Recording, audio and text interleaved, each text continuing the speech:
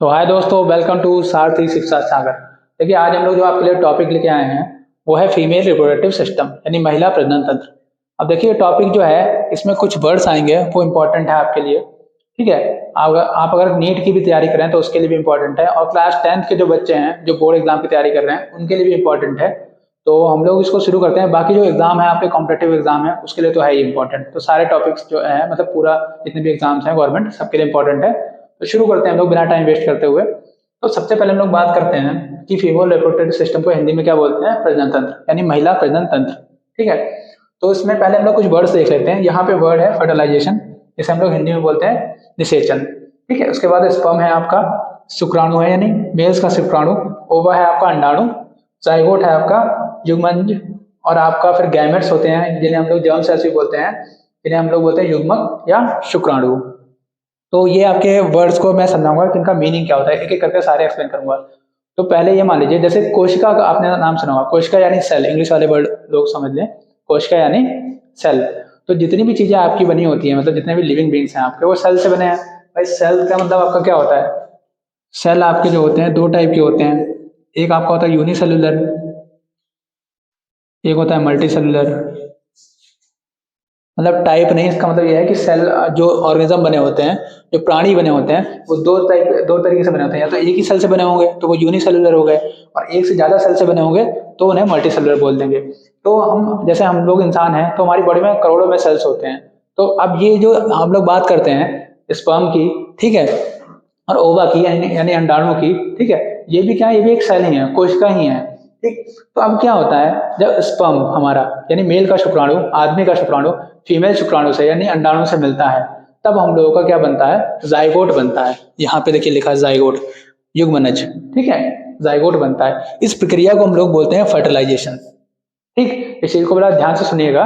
जो मैंने आपसे कहा है कि जब मेल का स्पर्म और फीमेल का ओवा मिक्स होता है आपस में तो फॉर्मेशन होता है जाइगोट का, मतलब बनेगा क्या, जाइगोट। और जो पूरी प्रक्रिया है इसे क्या बोलेंगे, फर्टिलाइजेशन। ठीक, हिंदी में आपका मतलब कि आपका मेल शुक्राणु फीमेल शुक्राणु से यानी अंडाणु से मिलता है तो फॉर्मेशन होता है युग्मनज का, और वो इस प्रक्रिया को क्या बोलते हैं, निषेचन।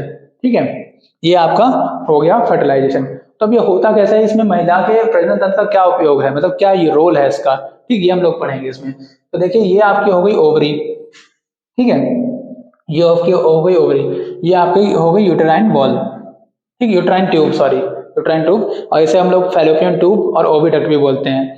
ठीक, अब क्या होता है, शुरुआत में आप देखिए, ये आपकी सर्विक्स हो गई, ये आपकी वाजाइना हो गई, ठीक है, और ये आपकी हो गई सर्विकल कनाल। मैं पहले ये रफ कर देता हूं फिर आपको सही से समझाता हूं।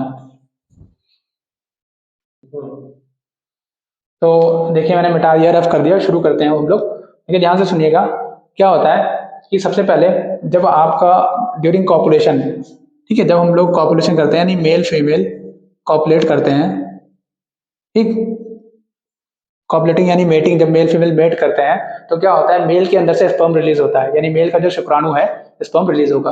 वो क्या होगा, वाजाइना के थ्रू जाएगा। ये आपका स्पर्म हो गया, वाजाइना के थ्रू जाएगा।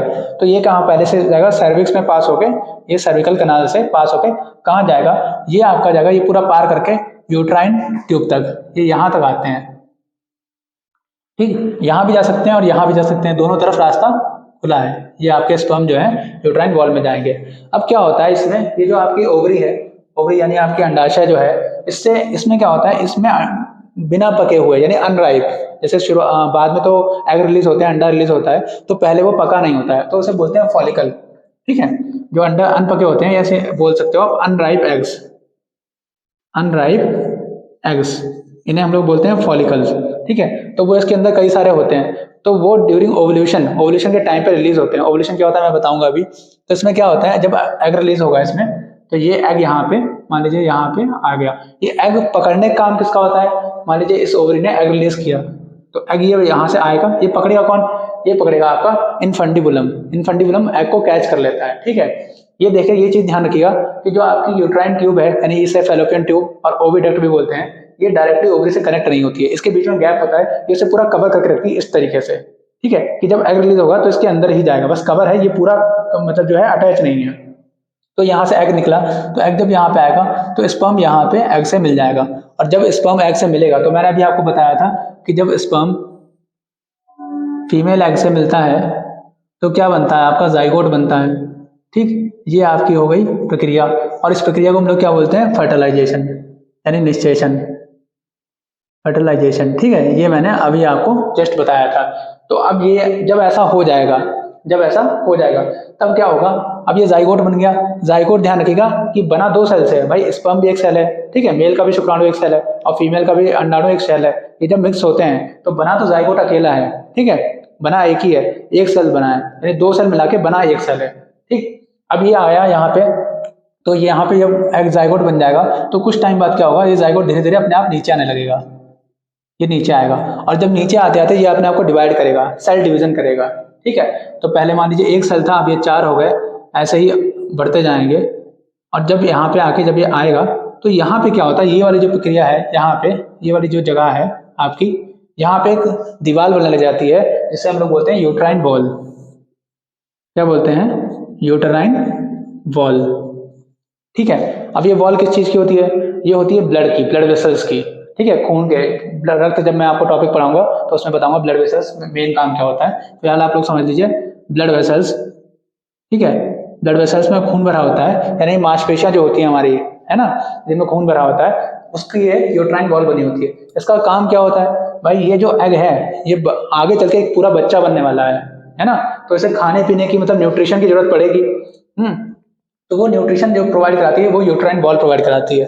अब आप सोच रहे हैं कि ऐसा तो नहीं है, हो सकता कि भाई हर बार ऐसा हो कि स्पर्म आए और उसे एग मिल जाए, ऐसा जरूरी थोड़ी ना है कि हर बार एग मिल जाए। भाई स्पर्म की भी लाइफ होती है, स्पर्म तो ऐसा नहीं है कि स्पर्म हमेशा जिंदा रहेगा, स्पर्म की भी लाइफ है 2-4 दिन। ठीक, अगर उतने दिन में ओवुलेशन नहीं हुआ तो वो मर जाएगा। ओवुलेशन का मतलब क्या होता है कि ओवरी से एग रिलीज होना। जब भी ओवरी एग रिलीज करेगी, ओवरी से अंडाशय से अंडा निकलेगा, तो उसे हम लोग बोलेंगे ओवुलेशन।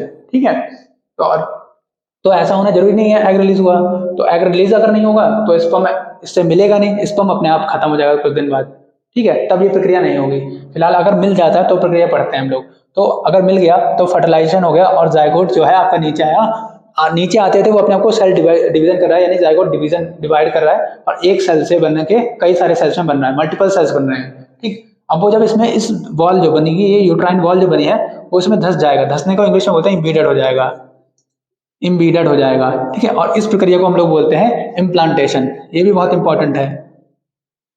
ठीक है, इम्प्लांटेशन, इम्प्लांटेशन का मतलब क्या है, सिंपल सा मतलब है कि जाइगोट का यूट्राइन वॉल में घुस जाना, जाइगोट का यूट्राइन वॉल में धस जाना, इसे हम लोग बोलते हैं इम्प्लांटेशन। ठीक है, तो इसे ये आपका यहाँ पे इम्बेडेड हो गया। अब धीरे धीरे ये क्या होगा, डेवलप होगा, धीरे धीरे ये डेवलप होगा, क्या बनेगा, ये जाइगोट बन जाएगा एम्ब्रियो में। यानी अभी आपका क्या है, जाइगोट है, जाइगोट है, जाइगोट किसमें चेंज हो गया, एम्ब्रियो में, और एम्ब्रियो आपका चेंज हो जाएगा फीटस में। ठीक है, तो देखिए जाइगोट से एम्ब्रियो मतलब जब 3-4 हफ्ते बीत जाएंगे तो हम लोग उसे एम्ब्रियो बुलाने लग जाते हैं, क्योंकि वो कई सारे सेल में डिवाइड हो जाता है। और फीटस हम लोग उसे कब बोलेंगे, फीटस इसे लिखते फीटस है लेकिन पढ़ते फीटस है। फीटस तब बोलेंगे जब आप बच्चे के हाथ पैर पहचान सको, जब उसके बॉडी पार्ट्स आइडेंटिफाई कर पाओ, तब आप उसे फीटस बोलोगे।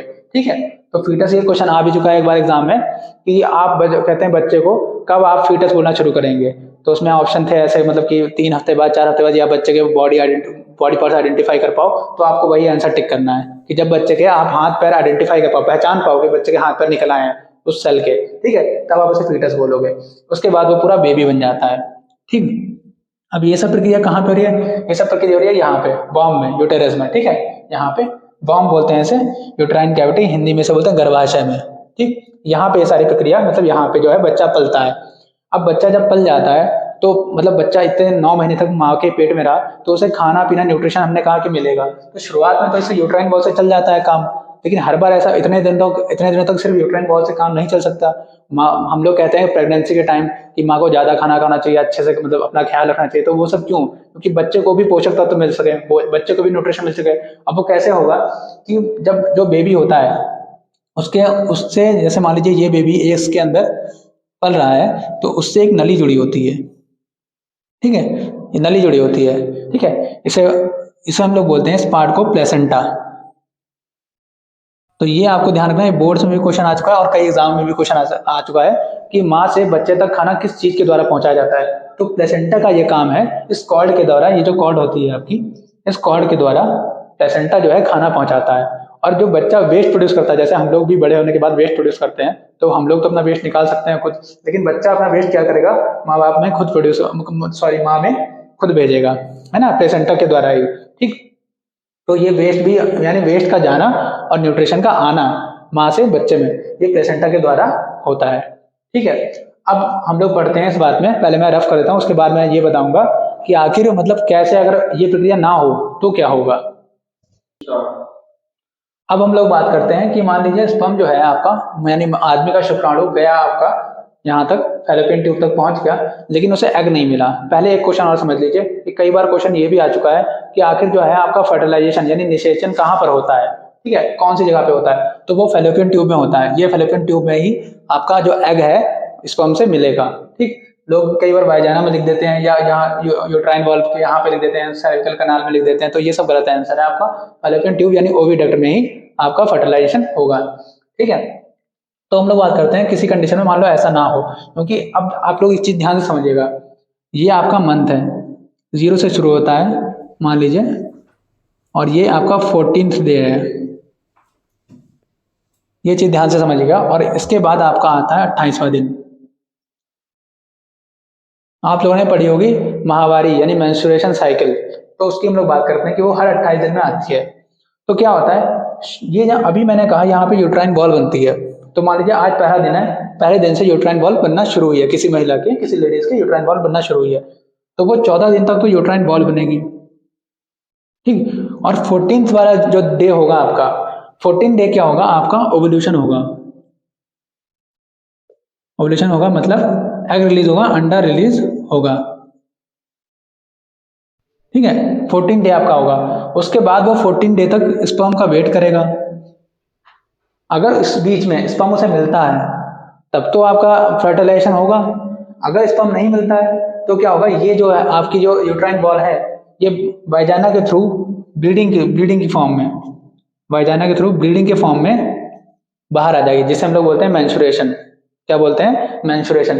अब इतना अंतर ध्यान रखिएगा कि ये जो प्रक्रिया है 0 से लेकर 28 दिन तक की, इसे हम लोग बोलेंगे मेंस्ट्रुअल साइकिल, मेंस्ट्रुअल साइकिल। और जो ये ब्लीडिंग के फॉर्म में बाहर आना बोलते हैं, इसे बोलते हैं मेंस्ट्रुएशन।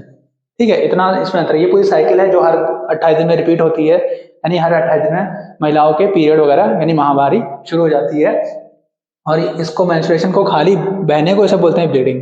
ठीक है, इतना आपको अंतर ध्यान रखना है। तो अब एक चीज ध्यान रखिएगा, अब ओवुलेशन यहाँ पे 14 दिन में हुआ है। अगर इस लाइन को हम लोग यहाँ से देखें तो 0 से हम लोग गए थे 14वें दिन तक, फिर हम लोग गए 28वें दिन तक। अब क्या होगा, जब अगला ओवुलेशन होगा, अब तो एक तरीके से 28 दिन खत्म हो गए, तो अब एक तरीके से ये नया दिन शुरू हो गया 0। अब अगले 14वें दिन पे फिर से क्या होगा, एग रिलीज होगा। तो यहाँ से अगर यहाँ तक आप गैप देखोगे, 14 से 28 और प्लस 0 से 14, यानी 14 दिन ये वाले और 14 दिन ये वाले, 28 दिन, यानी 28 दिन के बाद ओवुलेशन भी होता है। ठीक, ओवुलेशन कब होगा आपका, मेंस्ट्रुएशन साइकिल के मिड में होगा। ठीक है, आज में यानी 14 दिन बाद होगा। ठीक है, और फिर मेंस्ट्रुएशन साइकिल खत्म होने के बाद फिर 14 दिन बाद होगा, यानी इसके आगे भी जब 14 दिन आप बढ़ोगे, 28 दिन के बाद 14 दिन प्लस करोगे आप, तब ओवुलेशन होगा। यानी ओवुलेशन भी आपका 28 डे पे होता है, हर 28 डे पे रिपीट होता है, 28 डेज पे। ठीक है, ये चीज आपको ध्यान रखनी है। और इसमें इतना कुछ जो मैंने आपको पढ़ाया, ये बहुत इंपॉर्टेंट टॉपिक था। इसमें और भी कई सारी चीजें हैं, लेकिन अब मैं पहले और भी चीजें जो बायो की शुरुआत वाली हैं पहले वो कवर करूंगा, केमिस्ट्री कवर करूंगा, फिर उसको मैं पूरा रिप्रोडक्शन चैप्टर जब लेके आऊंगा तब इसे और अच्छे से कवर करूंगा। Thank you guys.